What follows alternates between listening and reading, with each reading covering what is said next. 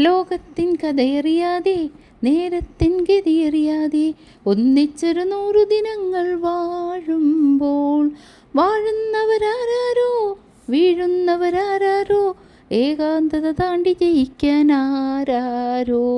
ആരൊക്കെയോ വരുന്നു, ആരൊക്കെയോ പോകുന്നു. അങ്ങനെ അവസാനം സിജോ വന്നിരിക്കുകയാണ്. ഏറ്റവും നമ്മൾ കാത്തിരുന്ന സിജോ വരുവോ ഇല്ലയോ എന്നൊക്കെയുള്ള ഡൗട്ട്ഫുള്ളായിട്ടുണ്ട്. അതേ അവസാനം സിജോ വന്നിട്ടുണ്ട്.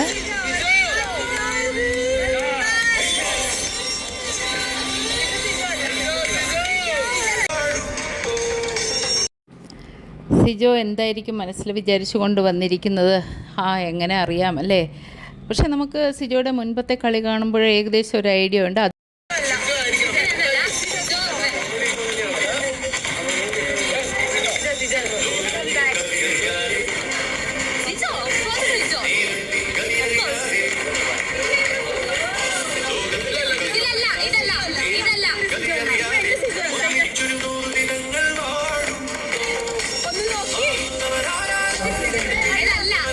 വന്നു